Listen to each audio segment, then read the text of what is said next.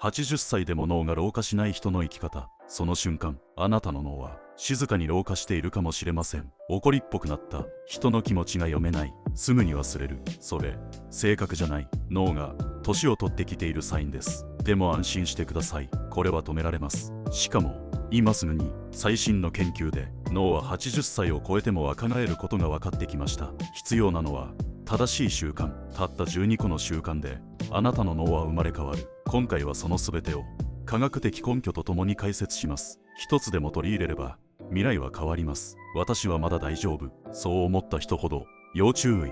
この動画を最後まで見た人だけが脳の老化に勝ちます。脳の老化は何歳から始まるのか。脳の老化はある日突然始まるものではありません。実は30代から少しずつ静かに進んでいるのです。 MRI で脳を調べると60代になる頃には誰の脳にも縮みが見えてきます。これは病気ではなく誰にでも起こる自然な変化です。ただしこの老化のスピードには人によって大きな差があります。新しいことにワクワクして挑戦する人もいれば、些細なことで怒ったり頑固になったりする人もいます。この違いこそが若々しい脳と老人脳の差です。例えばスーパーでレジ袋の料金に怒鳴り出す人、相手の話を聞かず自分の主張ばかり繰り返す。こうした姿は脳の老化が進んでいるサインかもしれません。なぜなら脳が老いると感情をコントロールする力や相手の気持ちを読む力が弱くなるからです。実際相手の感情を理解する力にはピーク年齢があります。そのピークはなんと48歳。それ以降は何もしなければ年々落ちていきます。だからこそ50代以降は意識的に脳の使い方を見直す必要があるのです。ただ希望はあります。脳の老化は止められないけれど遅らせることはできる。しかもある習慣を取り入れるだけで脳の若さは大きく変わっていきます。これから紹介する12の習慣はその具体策です。あなたの脳を何歳からでも若返らせるためのヒントが詰まっています。いよいよ実践編に入ります。老化の流れに飲まれるか、脳の若さを取り戻すか、未来はあなたの選択にかかっています。脳の老化に気づけないという恐怖。一番怖いのは老化が始まっていることに自分では気づけないことです。鏡を見れば顔の変化はすぐにわかります。でも脳の変化は見えません。だからこそ気づいた時にはかなり進行していることが多いのです。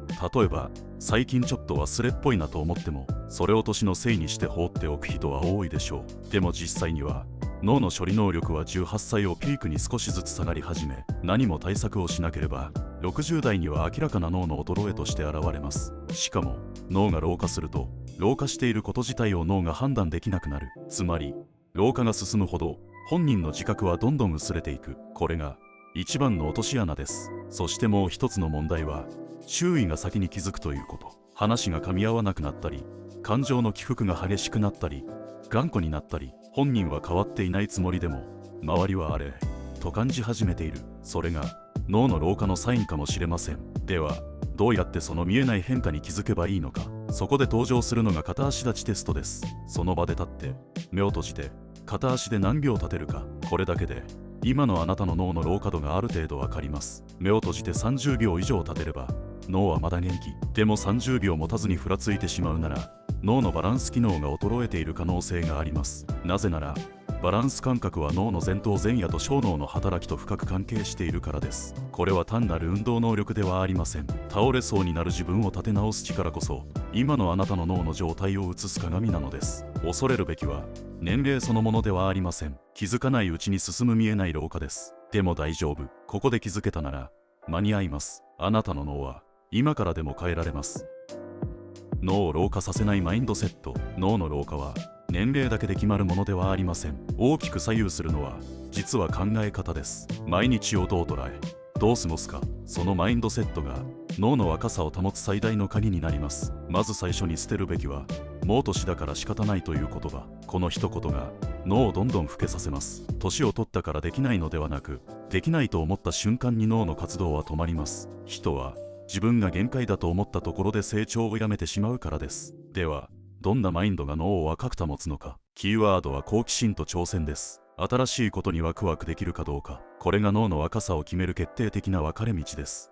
例えばスマホの操作を覚えるとき、難しそうだから無理と感じるか、ちょっとやってみようと思うか、その違いだけで脳の未来は大きく変わります。新しいことを始めると、脳の神経細胞は新しい回路を作り始めます。これを神経可塑性と言います。年齢に関係なく、この回路は鍛えられるのです。また、何気ない日常でもマインドは鍛えられます。例えばありがとうと言えるか、感謝は脳の前頭前野を活性化し、ポジティブな思考を生み出します。反対に、文句や不満ばかり言っていると、脳はネガティブな方向に引っ張られていきます。つまり、脳はどう思うか、どう受け取るかで変わる。自分の感情や反応を少しずつ整えるだけで、脳は毎日生まれ変わることができるのです。大事なのは、年齢に抗うのではなく、変化を恐れない心を持つこと。その柔らかさが脳を老化から守ってくれます。年を重ねるたびに脳が磨かれる人生を、その出発点は今日この瞬間のあなたの考え方にあります。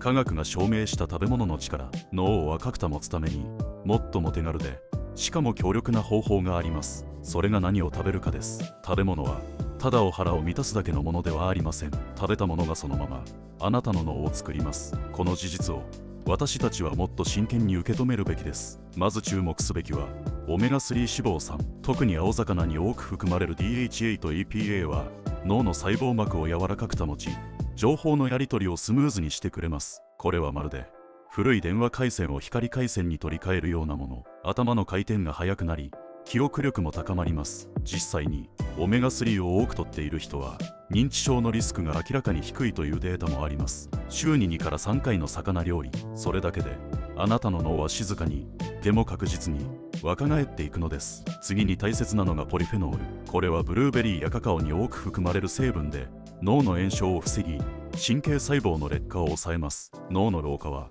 見えない炎症から始まります。それを鎮めるには抗酸化作用のある食べ物が不可欠です。また、腸と脳がつながっていることも重要なポイントです。これを腸脳相関と言います。発酵食品や食物繊維を摂ると腸内環境が整い、その影響が脳に届く。つまり、納豆や味噌汁、ヨーグルトを毎日食べるだけで心も脳も整ってくるというわけです。反対に気をつけたいのが糖質と加工食品です。血糖値を急激に上げるような白砂糖やパン、清涼飲料水は脳に大きな負担をかけます。加工食品に含まれる添加物やトランス脂肪酸は脳の神経伝達を乱し、集中力や感情の安定にも悪影響を与えることが分かっています。脳にとって食べ物は薬にもなれば毒にもなる。このシンプルな事実を意識するだけであなたの未来は変わります。つまり、毎日の食事がそのまま10年後のあなたの思考と記憶を作っているということ。脳を鍛えるにはまずは台所から。それが科学が証明した食べ物の力なのです。軽い運動こそ最強の脳活。脳を若返らせる方法と聞いてどんなことを思い浮かべるでしょうか。難しいパズル、記憶力のトレーニング、英語の勉強。実はそれよりももっとシンプルで強力な方法があります。それが軽い運動です。脳のために筋トレと思うかもしれませんが、科学ははっきりと言っています。運動をすると脳の働きが目に見えて良くなるのです。例えば20分程度のウォーキングをした後、記憶力テストの成績が上がったという実験もあります。しかも効果は数時間続く。つまり体を動かすことで脳のスイッチが入るのです。もっと驚くべきは、脳の海馬という記憶を司る部分が運動で大きくなるという研究結果。運動によって BDNF という特殊なタンパク質が増え、それが神経細胞を成長させる。つまり脳が育つんです。子供だけじゃない、大人でも脳は鍛えれば成長します。しかも運動は感情の安定にも効きます。落ち込みやすい人、イライラしやすい人ほど軽い運動の恩恵を受けやすい。ストレスホルモンであるコルチゾールを下げ、リラックス効果のあるエンドルフィンを出してくれる。だから気分が落ち込んだ時こそ5分だけでも外を歩いてみる価値があるのです。ここで重要なのは、激しい運動をしなくていいということ。息が切れるようなトレーニングは続きませんけれど、階段を使う、早足で散歩する、ラジオ体操をする、そんな小さな動きの積み重ねが確実に脳を活性化させていくのです。つまり運動とは脳にとっての栄養なのです。食べ物が体を作り、運動が脳を育てる。この黄金バランスに気づいた人から10年後の頭のキレが変わっていきます。さあ、机から立ち上がってまずはゆっくり背伸びしてみましょう。それだけでも脳はきっと喜んでくれています。ペットと脳の意外な関係。犬や猫と暮らしている人の目はどこか優しく見える。実はそれ気のせいじゃありません。ペットと触れ合うことで脳の働きに変化が起きているのです。例えば犬を撫でていると脳の中でオキシトシンというホルモンが分泌されます。このオキシトシンは別名愛情ホルモン。ストレスを和らげ、不安を鎮め、人への信頼感を育ててくれる。つまりペットとの触れ合いは脳にとっての癒しの処方箋なのです。驚くべきことに、ある研究では犬と1日10分遊ぶだけで脳の活動が活発になることが確認されています。記憶を司る海馬、集中力を保つ前頭前野、どちらも反応を示した。人と接することが少なくなった高齢者がペットとの暮らしで生き生きし始めた例も世界中にあります。またペットと暮らすことで毎日のリズムが自然と生まれます。餌をあげる、散歩に行く、ブラッシングをする、このような習慣の積み重ねが実は脳にとって最高のトレーニングになる。脳は使うほど強くなるという法則があるからです。さらにペットは孤独を癒します。誰とも話さない日が続くと脳は静かに萎縮していきます。でも言葉を話さない相手でも目を合わせる、声をかけることが脳を動かすきっかけになる。孤独という見えない脅威から私たちを救ってくれる存在がペットなのです。もちろん動物と暮らすには責任も伴います。でもだからこそ守る相手がいるという感覚が脳を活性化させるのです。誰かのために動くとき、人間は最も強くなれる。それは人間関係でも動物との関係でも変わりません。ペットと一緒に生きることはただの癒しではありません。それはあなたの脳と心をじわじわと若返らせていく生きた薬なのです。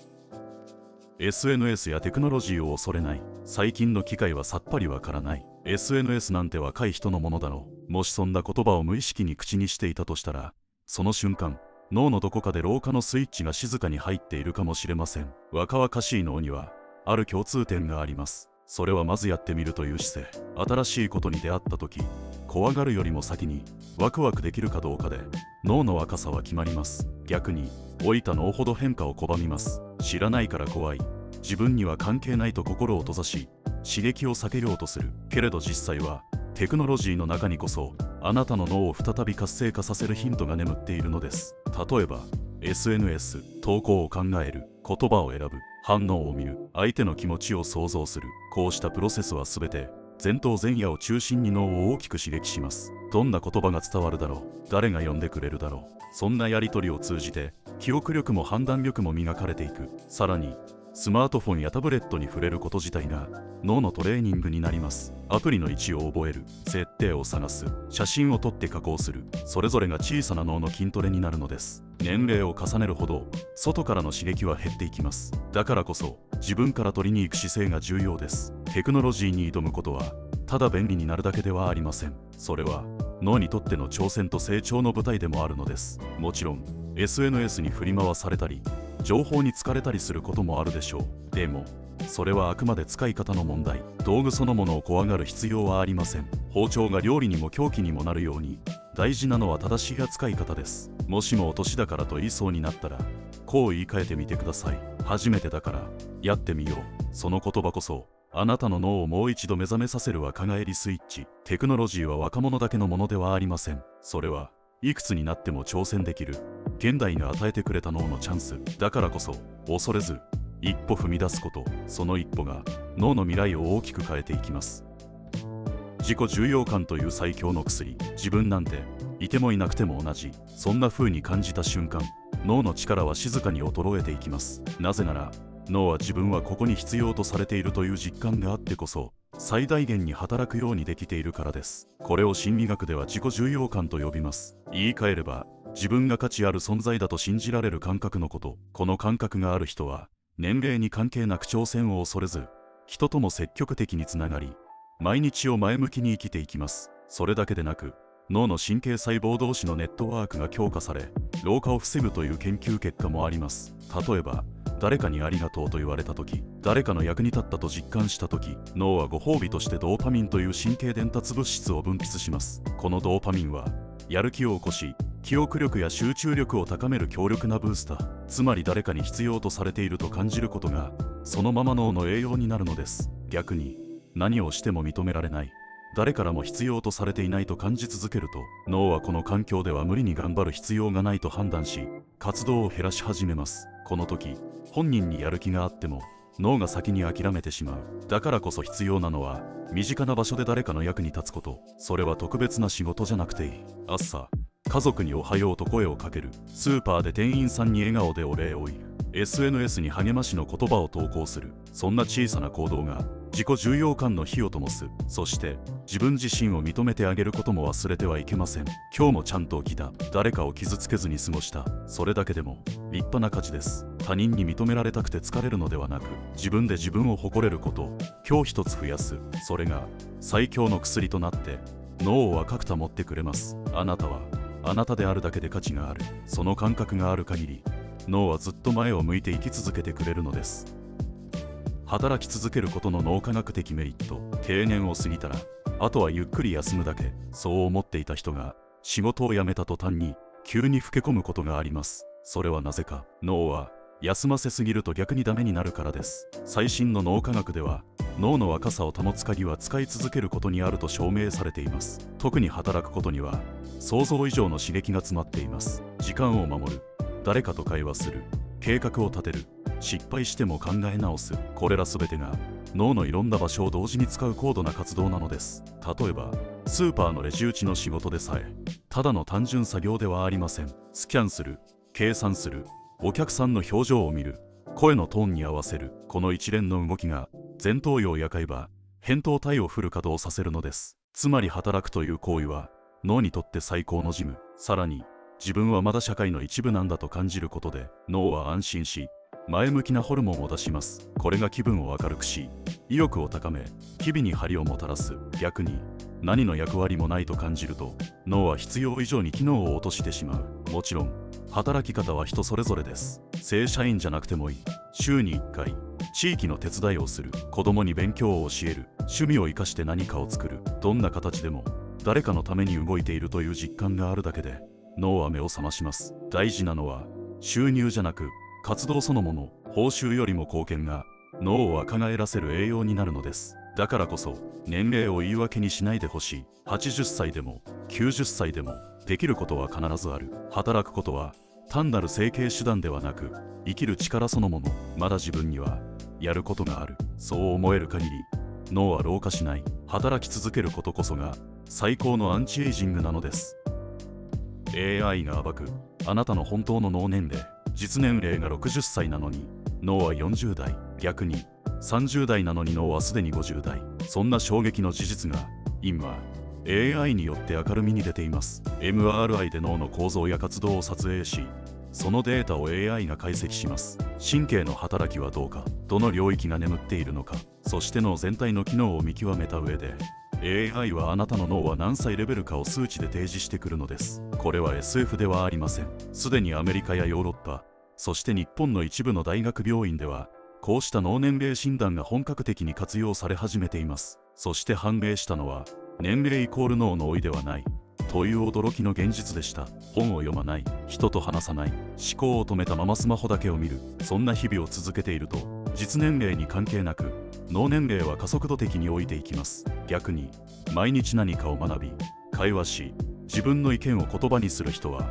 実年齢を超えて若い脳を保っていました。さらに AI は私たちが自覚していない思考のサボり癖や偏った興味まで見抜いてきます。ストレスに弱くなっていないか、好奇心がしぼんでいないか、孤独に脳が沈黙していないか、人間の感覚では察知できないほんの少しの老化を AI は正確に可視化してくれるのです。これは怖い話ではありません。むしろチャンスです。脳は使えば変わります。鍛えれば蘇ります。 AI はあなたにこう語りかけてきます。今のまま放っておくのか、それともここから変わるのか。脳年齢は未来の自分から届いた警告であり、希望のメッセージでもあります。見えない老化に光を当てるその技術はただの診断ではありません。生き方そのものを今この瞬間から変えるための出発点なのです。もしあなたの脳が今何歳かを AI が告げたとしたら、その答えをあなたはどう受け止めるでしょうか。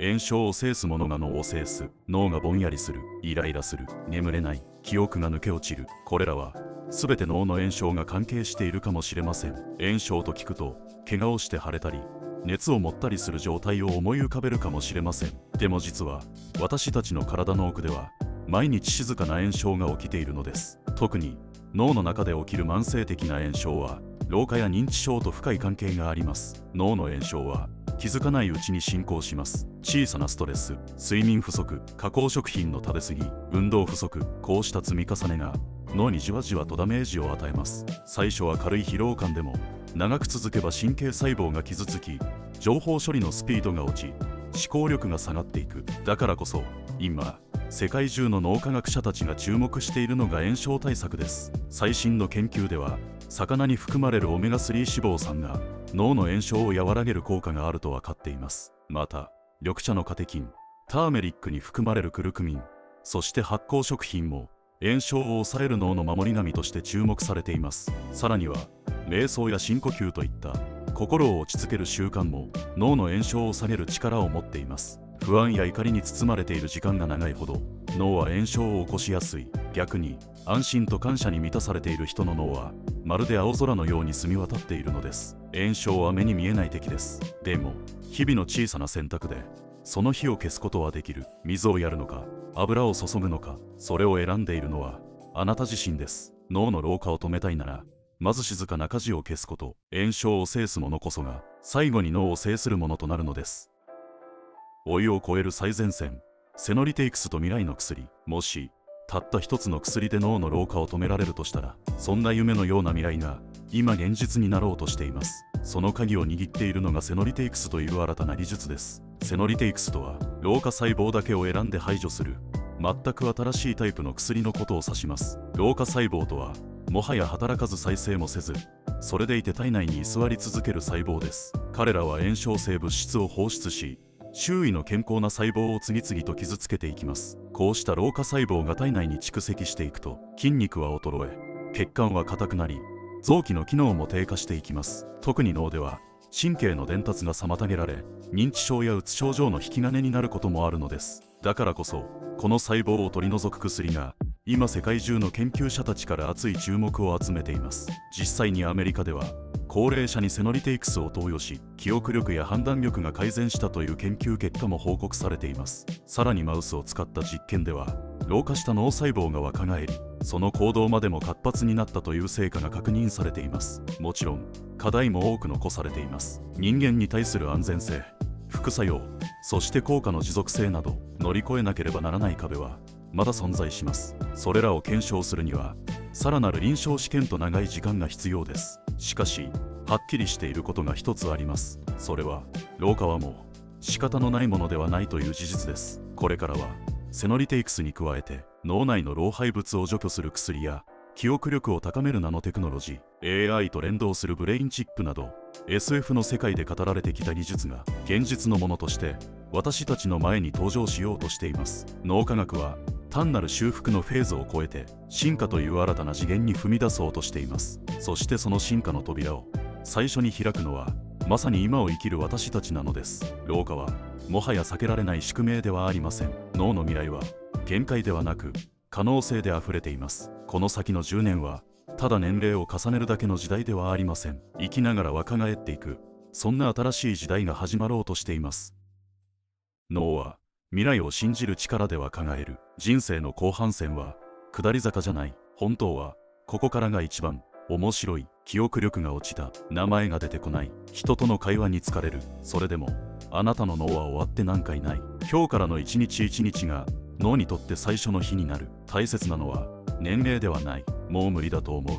その気持ちこそが老化を進めてしまう。逆にまだできると信じるだけで脳は目を覚ます。忘れないでください。脳は使えば使うほど輝きを取り戻す。愛すれば愛するほどつながりを生む。希望を持てば持つほど若返っていく。これからの時代、脳は進化する。あなたの中にある可能性もまだ使い切っていない。80歳でも脳は学ぶ。90歳でも心は動く。100歳でも人を感動させることができる。それが人間という存在です。そしてあなたもその一人です。未来は待つものではない、作るものです。今日から始めるあなたの脳のリセット、その小さな一歩が人生を丸ごと変えていく。あなたの脳はこれからが本番です。